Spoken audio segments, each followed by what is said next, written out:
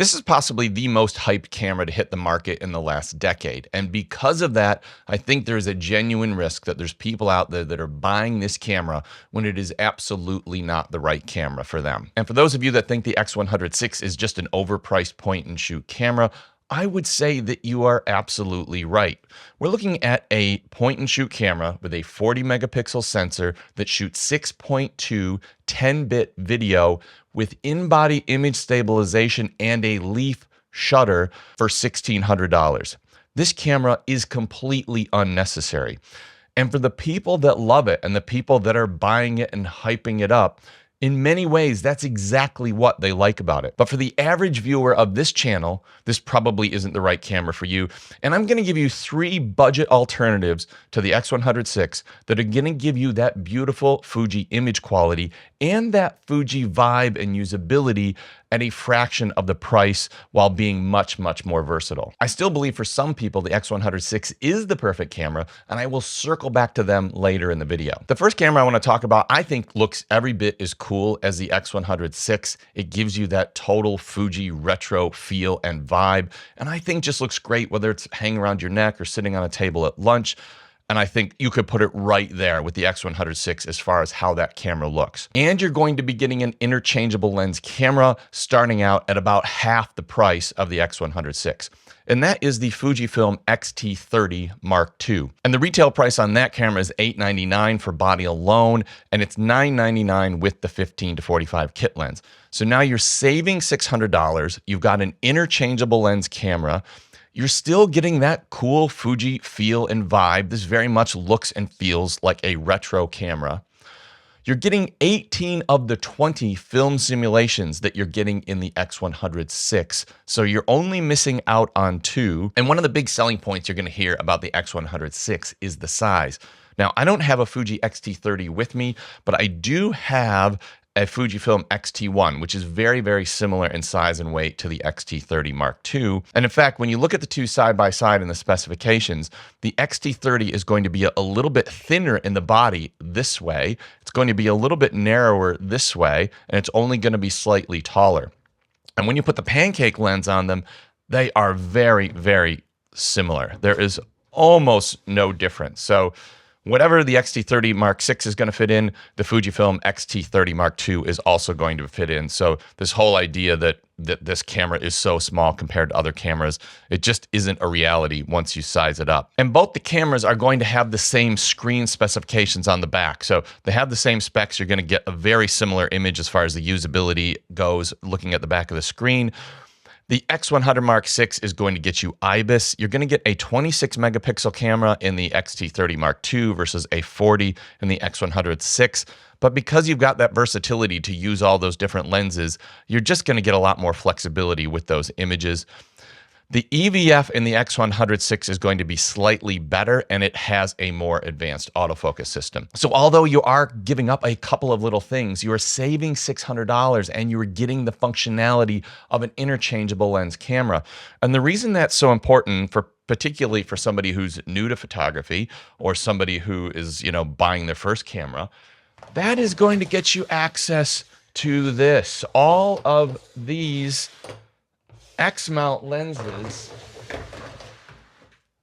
This is a bunch of lenses. There's not a lens on this table that cost me more than $200, brand new. And most of these lenses cost under $100. So when we look at any camera, the most important feature of that camera is the lens. And having the ability to change the lens on your Fuji camera essentially changes that camera completely, something that you can't do on the X100 Mark VI. And if you're looking at getting an X-T30 or any of the other cameras that I recommend in this video, I'm going to put some links in the description down below of the best budget lenses that I recommend at all different focal lengths and for all different purposes, whether it be travel or landscape or portrait. Lenses starting at under $100. I'm going to have a list in the description down below. Now, the next one I'm going to recommend is the Fujifilm XS20. Now, once again, just having a look at the size, there's not much of a difference there. I've got a really cool 27mm f2.8 autofocus lens on this camera right now. And that lens is, I think it's around $150 or something like that. I will link that below as well. Now with that on, it makes it a little bit thicker, but still you're getting a super budget lens and the ability to change your lens on this camera. Now this is going to be $13.99 with the kit lens, so you're gonna save $200, but once again, you're getting an interchangeable lens camera. And when we compare this to the X-T30 Mark II, we get a number of upgrades. First of all, it does have exactly the same sensor. So if you're looking at the JPEGs out of camera or the RAW files or the performance for photography, strictly for photography, it's going to be almost identical to the X-T30 Mark II. With this camera, you're also going to get in-body image stabilization, and the video features, you're going to get open gate video, you're going to get 6K recording, and you're going to get a whole host of high-end video features that you're not going to get out of either of the other cameras. This is a powerhouse and probably represents the best quality video that you can get out of a hybrid camera at this price point. The other thing that we should note about the XS20, and this will be a matter of personal preference, although it does have a very cool Fuji look still, it doesn't have the retro buttons and dials that you're going to get on the X-T30 Mark II or the X100 Mark VI. So if that's something that's really important to you, then the XS20 might not be the camera for you, but the next cameras I'm talking about might suit you. And the next ones I want to talk about, and the third and final that I would recommend, is any of the XT1, 2, 3, 4, or 5, potentially buying those camera used. And right now in the used market, you can get a Fujifilm XT1 for between $350 and $500, body alone. You can get a Fujifilm XT2 for between $500 and $700, and that is an incredible camera which gives you photographs, once again, which are really going to be indistinguishable from any of the current crop of cameras. You're going to get a 24 megapixel sensor, but when you compare the images from the 24 megapixel and the 26 megapixel, you really can't tell the difference. And you're going to get very good video features without getting the best quality video out of that camera. If we move up to the X-T3 Mark II on the used market right now, you're going to pay between $700 and $900 for that camera.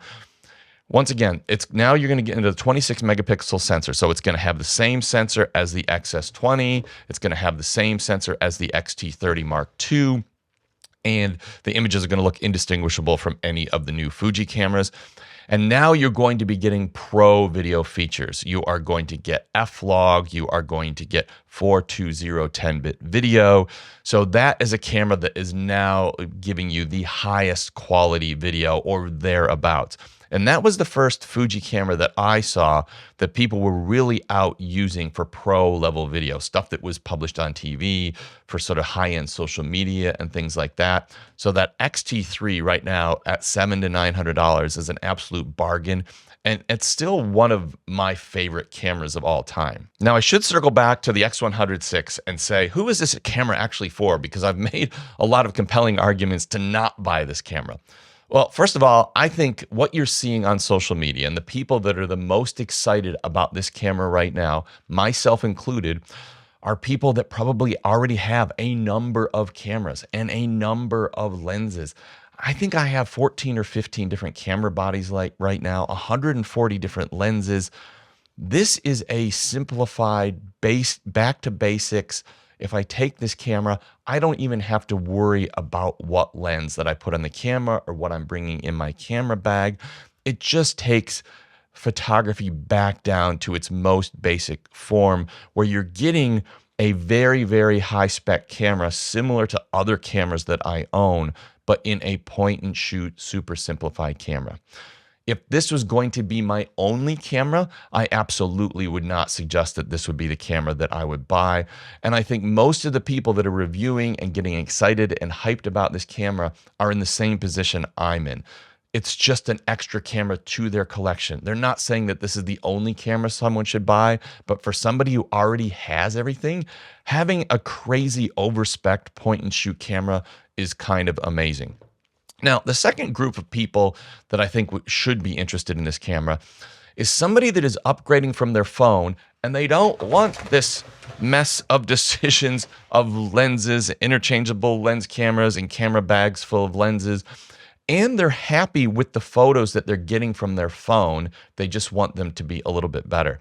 This camera has a field of view that is a 35 millimeter equivalent in full frame terms.